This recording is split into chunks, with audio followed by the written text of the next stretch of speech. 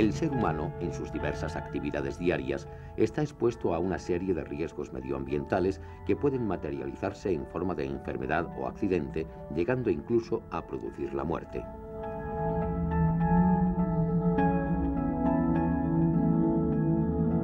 En el mundo laboral nos encontramos también con riesgos para la salud debido a la presencia de contaminantes ambientales en numerosos puestos de trabajo.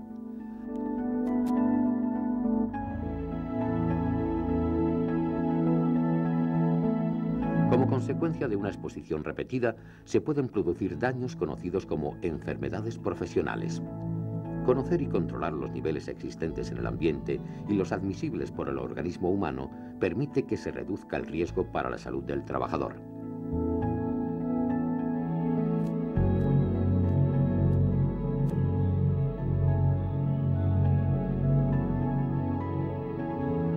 La higiene industrial es la técnica que se ocupa del estudio de las relaciones entre los contaminantes ambientales y el organismo humano, con el objeto de prevenir las enfermedades profesionales.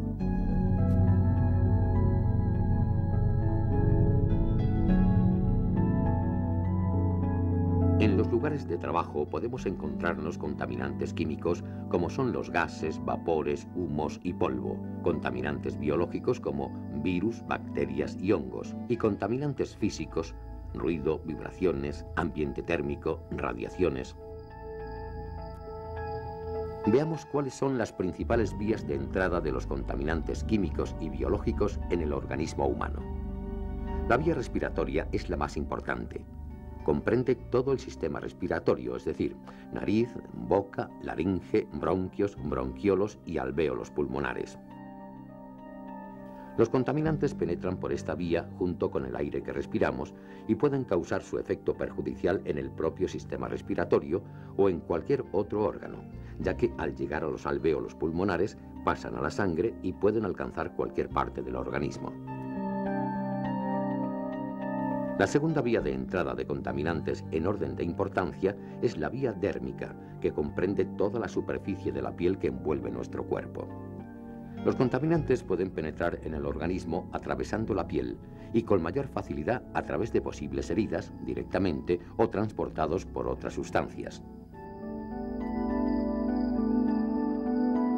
Los contaminantes que se ingieren con la comida o que son deglutidos con las mucosas de las vías respiratorias pasan por la boca, esófago, estómago e intestinos y desde aquí a la sangre y al resto del organismo. Esta es la vía digestiva. Como vía de entrada de contaminantes al organismo es poco frecuente en situaciones normales de trabajo, pero puede ser importante si no se presta atención a los hábitos higiénicos personales.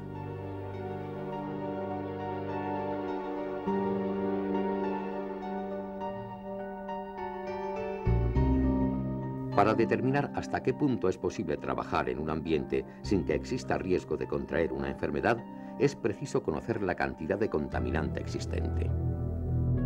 La medida puede hacerse utilizando instrumentos que de forma directa indican la cantidad de contaminante en el aire, pero es más frecuente utilizar los sistemas de toma de muestras del aire y realizar su análisis posterior.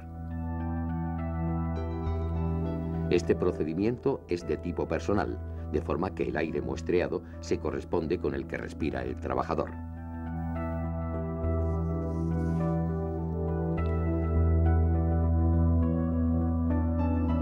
La comparación del resultado de la medición con los límites establecidos para los contaminantes, teniendo en cuenta el tiempo diario de exposición, indicará la necesidad de aplicar acciones preventivas para evitar los riesgos de enfermedad.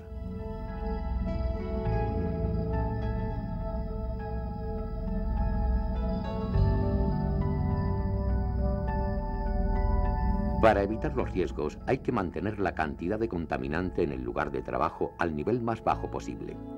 Para ello se pueden implantar una o varias de las siguientes acciones. Sustituir las sustancias utilizadas por otras menos nocivas. Aislar el proceso que produce la contaminación. Impedir la dispersión de los contaminantes en el ambiente con sistemas de extracción localizada. Una buena ventilación es una condición obligada en cualquier local de trabajo. Mantener los puestos de trabajo limpios y ordenados es sin duda una condición imprescindible para lograr un ambiente de trabajo sin contaminación. En los casos que estas acciones no sean suficientes para evitar los riesgos, se debe recurrir a los equipos de protección individual. Es necesario lavarse bien las manos antes de comer. No comer ni tener comida en los puestos de trabajo. En algunos casos es preciso incluso cambiarse de ropa antes de ingerir alimentos. Pero además de las acciones de tipo técnico que acabamos de mencionar, es preciso implantar siempre medidas de tipo administrativo, como son realizar los trabajos siguiendo un procedimiento previamente establecido que tenga en cuenta las medidas de seguridad, formar e informar a los trabajadores de los posibles riesgos y de la forma de evitarlos para que puedan actuar correctamente.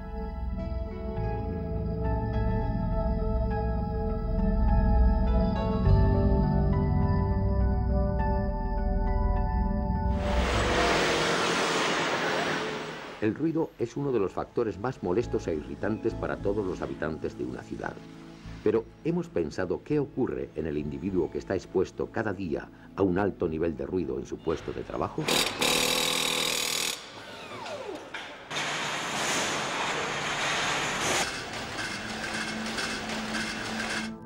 El ruido excesivo causa en el ser humano un trauma auditivo, manifestándose en forma de sordera progresiva que puede llegar a ser total.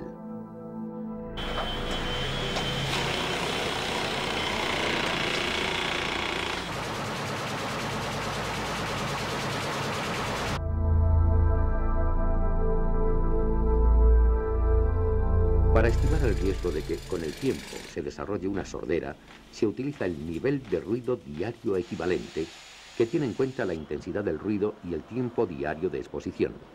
Se expresa en decibelios A.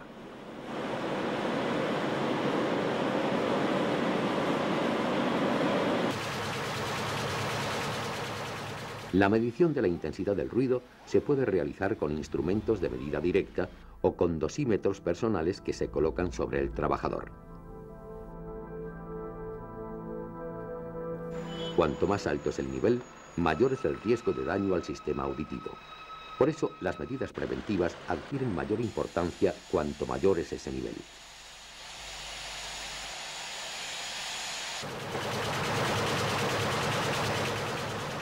A partir de 80 decibelios A, es obligatorio adoptar medidas de prevención, y estas medidas deben ser más estrictas si el nivel supera el valor de 90 decibelios A.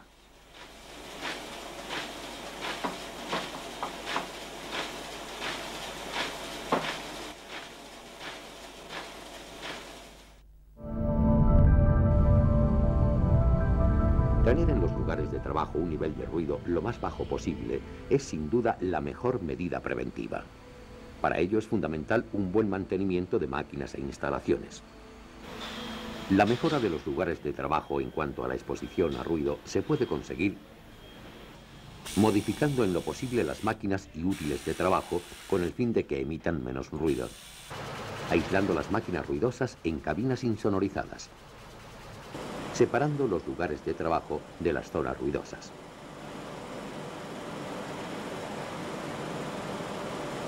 Cuando no es posible técnicamente reducir el nivel sonoro, se debe recurrir a la protección individual. Las protecciones individuales frente al ruido pueden ser auriculares o tapones. Los auriculares aíslan totalmente el sistema auditivo, mientras que los tapones están constituidos por materiales blandos que se adaptan al conducto auditivo. La disminución del tiempo diario de exposición al ruido es una medida tan efectiva como la disminución de su intensidad. Así, la disminución del tiempo de exposición a la mitad es equivalente a una disminución de la intensidad del ruido de 3 decibelios A. La formación e información de los trabajadores sobre los riesgos y la forma de evitarlos son elementos preventivos de la mayor importancia.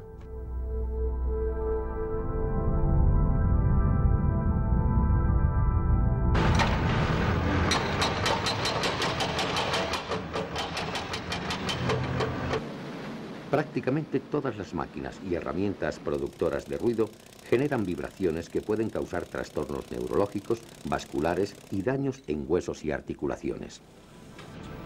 También se producen vibraciones por el mal estado de las máquinas y herramientas debidos a holguras y desgaste de cojinetes. Las vibraciones pueden afectar al trabajador de forma global, cuando todo el cuerpo está expuesto, o de forma localizada al manejar una determinada herramienta.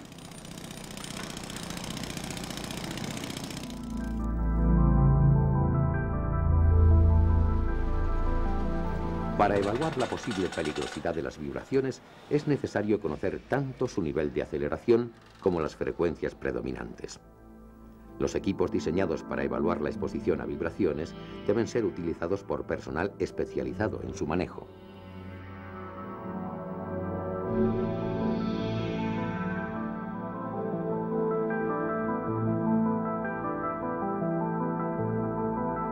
Para evitar o reducir los riesgos que generan las vibraciones, se deben tomar medidas que disminuyan la aceleración transmitida o bien disminuir el tiempo de exposición utilizando, siempre que sea posible, guantes y empuñaduras antivibratorios. La modificación de la masa y la rigidez de la estructura evita vibraciones en la fuente. En el caso de instalaciones fijas, se colocarán elementos aislantes y elásticos entre la fuente y el resto de la estructura. Los trabajadores deberán en todo momento tener conocimiento de los riesgos que genera el uso de las máquinas y herramientas vibrátiles a través de una adecuada formación e información, descartando al personal con patología laboral asociada.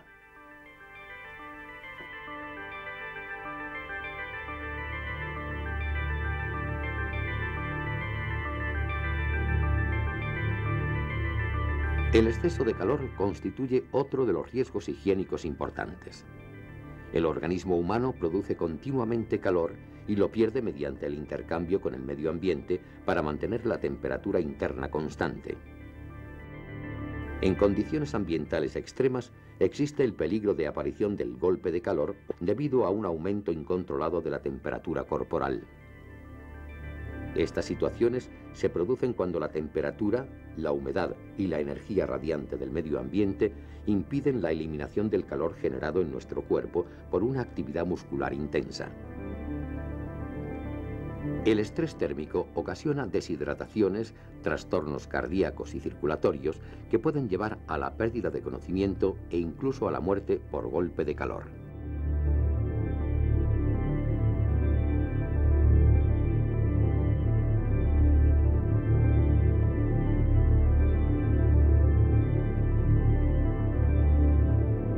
Para evaluar el riesgo de estrés térmico se miden la temperatura, la humedad y la radiación térmica del ambiente, teniendo en cuenta la actividad del trabajador y la duración de la exposición.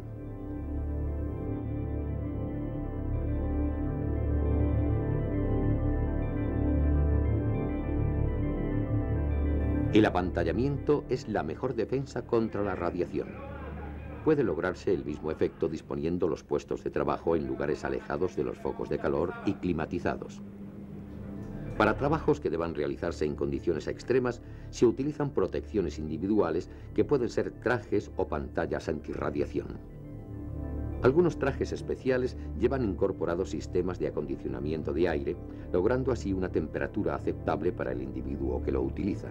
El procedimiento de trabajo en condiciones térmicas extremas tendrá en cuenta los periodos de descanso necesarios para que el organismo recupere el nivel térmico normal. Asimismo, con una buena ventilación o climatización, se consigue controlar la humedad y temperatura del aire. Para evitar las deshidrataciones, se debe facilitar que los trabajadores puedan beber agua con las debidas garantías de salubridad, debiendo además recibir información acerca de los peligros inherentes a sus tareas y la forma de evitarlos mediante una adecuada formación.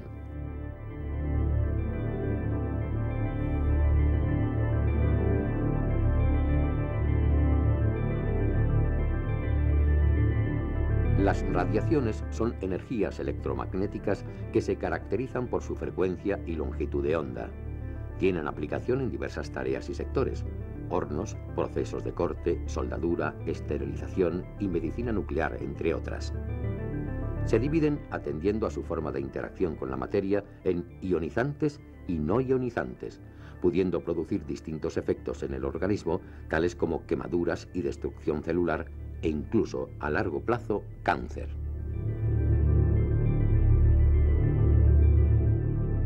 Habrá que extremar las precauciones para evitar posibles fugas a través de puertas, juntas y rejillas, y se realizarán periódicamente mediciones en las zonas circundantes, con el fin de controlar la posible radiación accidental, manteniéndola por debajo de los límites permitidos para exposiciones continuas de 8 horas.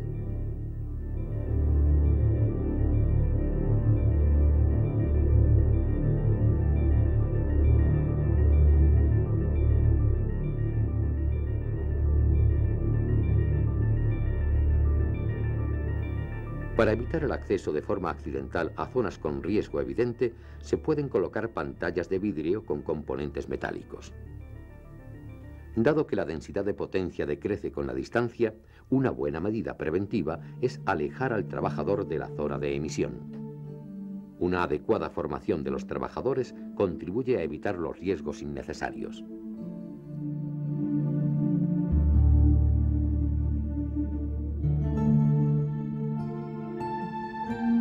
El objetivo de la higiene industrial es prevenir las enfermedades profesionales mediante el control de la exposición a contaminantes químicos, físicos o biológicos. Para ello, debemos efectuar el análisis de las condiciones de trabajo y de los contaminantes presentes, seguido de una evaluación que nos permita conocer los riesgos higiénicos y poder evitarlos. La evaluación periódica también es necesaria para tener la seguridad de que la exposición se mantiene a niveles aceptables. Medidas preventivas, tales como la realización de reconocimientos médicos previos y periódicos, la eliminación de los contaminantes del ambiente, su aislamiento, la protección colectiva e individual y una adecuada formación e información, siempre tienen como objetivo mejorar las condiciones laborales para que nuestra salud no sea dañada a causa del trabajo que realizamos.